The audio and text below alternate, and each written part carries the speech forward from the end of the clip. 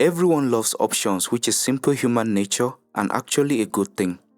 It only really becomes an issue when you have to make a choice from so many different options within a split second, and that is the current reality with compression during mixing and mastering.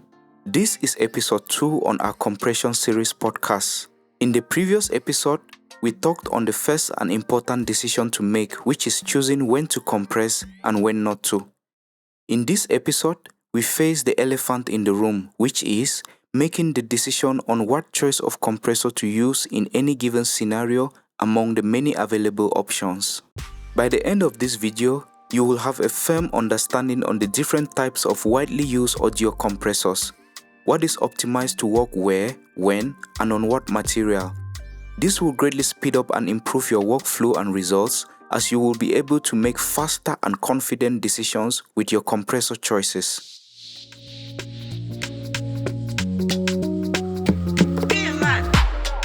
Yo guys, I'm BiiMan and you're welcome to the video. At this point in the industry, we have been blessed with having a variety of compressor plugins at the price of a cup of coffee as compared to their analog hardware counterparts. Not to mention the available cracked and free compressor plugins loaded up on most of you guys' computers. Back then when plugins weren't a thing, owning 2 or 3 compressor hardware was enough. 1 or 2 for mixing single elements in the mix, and another for the mix bus, and this did the job, and a great one at that too.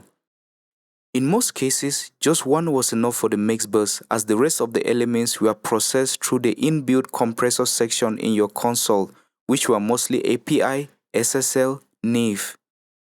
The lack of options actually in a way streamlined the process, as you didn't have to spend time mentally debating what to use over what. You had one option or 2 at most, and you learned to use it properly and made the most out of it. Anyways, mixing in the box has come with options, and that's our current reality and the reason we're having this conversation in the first place. So, which compressor do you use over which and in which scenario?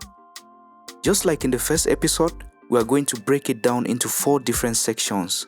1. Vocals. 2. Drums. 3. Melody instruments, and 4. The mix bus. Let's get straight to the point on what works where and when and what doesn't. So, 1. Vocals. If you need a clean compressor that adds little to very minimal color to your vocals, use a FabFilter Pro C2 or Pro C3 and select the clean algorithm. I intentionally mentioned this first because it's the most popular one you would likely already have. This is a song I'm currently working on. I want you to listen to the dry lead vocal with no compression happening, and I want you to pay attention to the peak meter over here. Dis-moi ce que tu veux, bébé, bébé. Wanting you to fall in love, my baby. Telling me to shut it up, my baby. Wanting you to turn me on, wanting you to turn me on. Now I want you to listen to the vocal with the Pro C2 and still pay attention to where it's peaking at and feel the difference. Dis-moi ce que tu veux, bébé, bébé. Wanting you to fall in love, my baby. Telling me to shut it up, my baby. Wanting you to turn me on, wanting you to turn me on. Dis-moi tout ce que tu veux, my baby. You can see the vocal is still peaking at negative 21 dB, but it's very controlled and it still sounds clean. Now listen to the vocal with the rest of the effects. Dis-moi ce que tu veux, bébé, bébé. Wanting you to fall in love, my baby. Telling me to shut it up, my baby. Wanting you to turn me on, wanting you to turn me on. Dis-moi tout ce que tu veux, my baby. Ouais, je ferai tout pour toi, my baby. I want you to fall in love, my baby.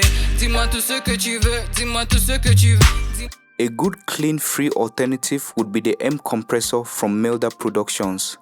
Out of this, you're going to get some form of coloring on your vocals, with most popular ones you probably already have in your arsenal.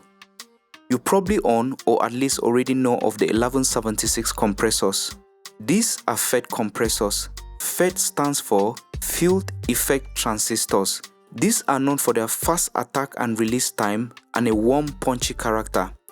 This on your vocals can produce a consistent vocal performance. Check out these rap vocals from my homeboy, a very talented rapper, Chase. First, the dry vocals with no compression. Game is getting boring, why the culture steady snoring? Banging in like it was the second coming. It's time we stepped it up, the competition not enough. I'm tired of these lollipop rappers who talk tough. Now with the 1176. Game is getting boring, why the culture steady snoring?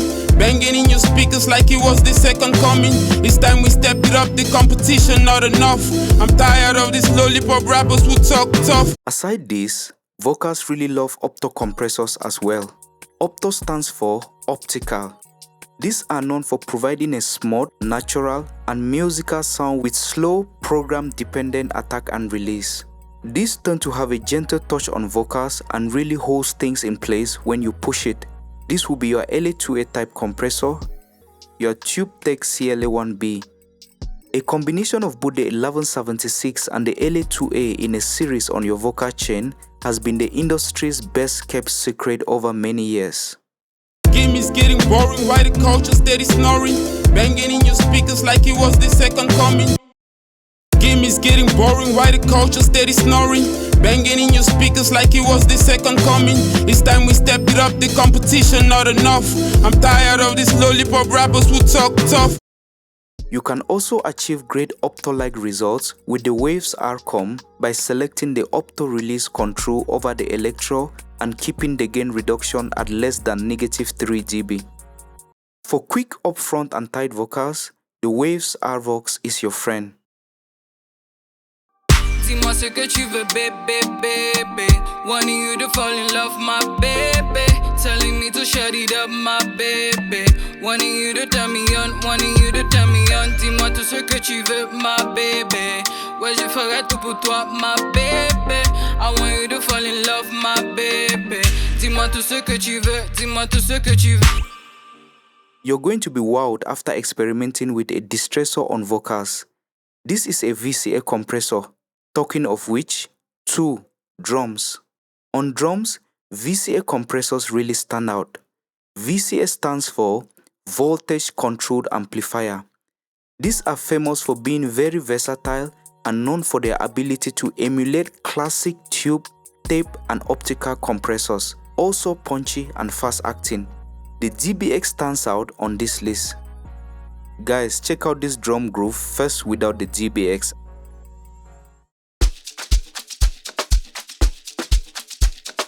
As you can see, we are picking somewhere around -4. We want to make sure that with the DBX compression, we are still picking around the same -4, and then you feel the impact of the DBX on your drums.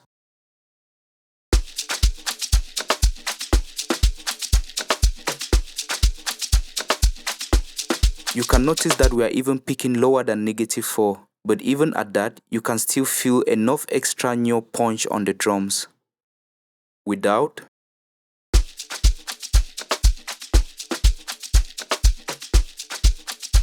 and with.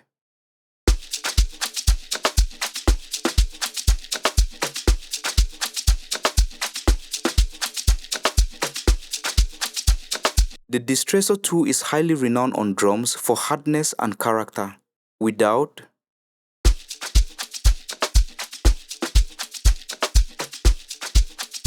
and with.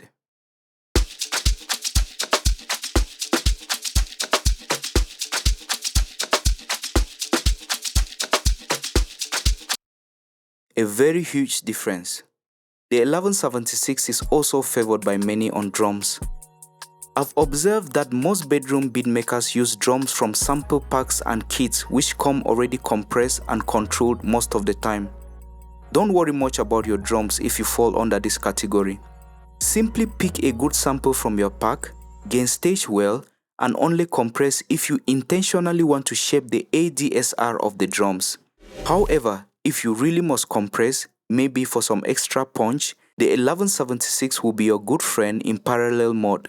Guys, if you're gaining value so far, you already know the drill. Help me grow this community. Like, comment, and subscribe. 3. Melody instruments. Because this tend to vary, I'll say this.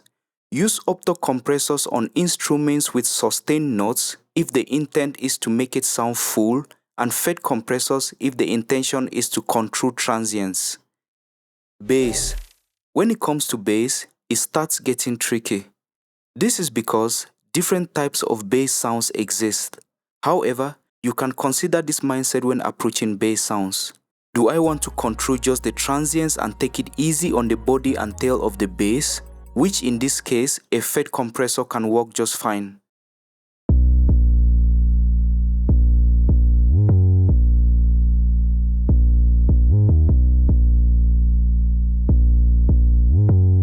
Without,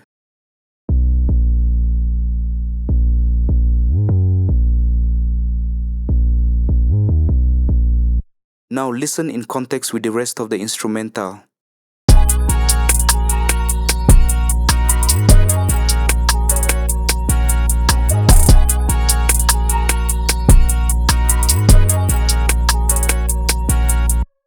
VCA compressors are also great on bass sounds for transparency, punch, and picking up abrupt peaks. The distressor too is generally great on all bass sounds. Chords.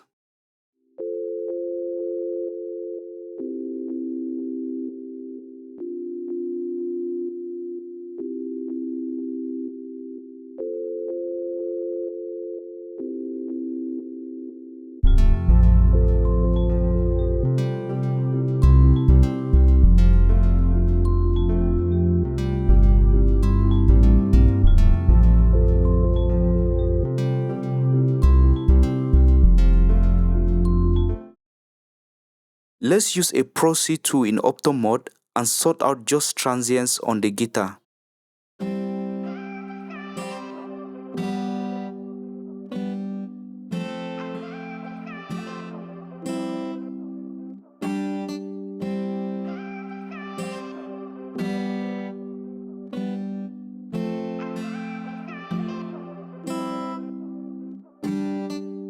You can combine both a fed and OPTO compressor for a much more defined sound, where you first control the transients and peaks with a fed compressor and follow up with an OPTO to kind of gently keep the rest of the sound under control. Basically, approach melody instruments almost with the same mindset as vocals.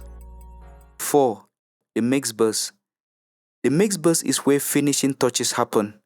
This could be your vocal mix bus, your melody instruments mix bus, your drum bus, or your master bus. On the drum mix bus, the API 2500 stands out. This is a VCA compressor famous for its punchy American sound and color. Check out this drum bus first without compression and right after with the API 2500 on it.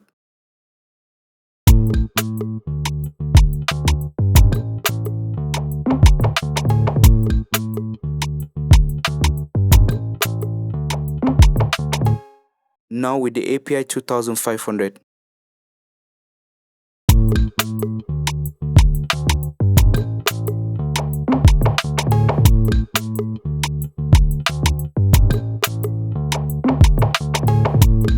On the mix bus, these are the popular guys.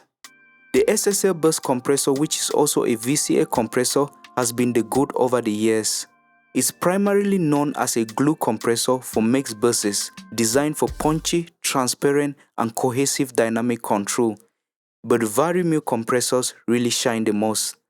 VARI stands for variable mu or variable gain.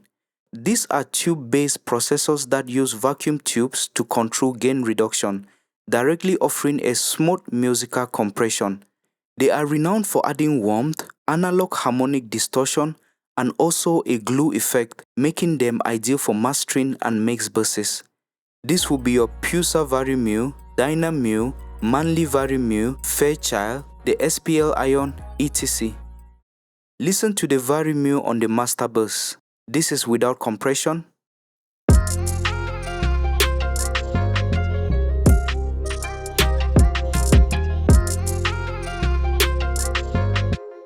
This is with. And we are not doing up to 2 dB of compression.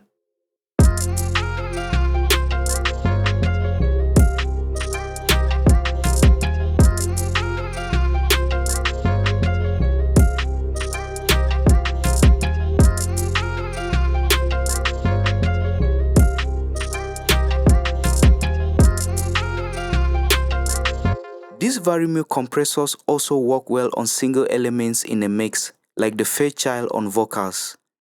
There's actually no rules to this. The conversation is about what works in most cases and the mindset you need in making these choices. I actually made a video on the Pulsar VARI mill compression on the master bus, link in the description. In conclusion guys, you would have noticed that out of the so many different compressor plugins you get confused on, it actually came down to 4 main categories. We have 1. FET compressors, 2. OPTO compressors, 3. VCA compressors, and 4. VARI mill/bus compressors. Classify your compressors under these 4 categories, and whenever you've decided to compress, simply narrow down your options to: do I need a FET, OPTO, VCA, VARI mill, or bus compressor? Watch how your decision making gets easier while you achieve greater results. For a quick recap, in the first episode, we talked on how to first make the decision of whether to compress or not. In this second episode, we explored the different types of compressors available out there, categorized them, and formulated the mindset to develop in choosing what type of compressor to use. Basically, what works best in any given scenario. In the next episode, which is going to be the last in this series, we are going to discuss technicalities, how to set up your compressor for optimum performance. So, that's it for today guys. Please don't forget to like, comment and subscribe, and see you all in the next video. Take care guys.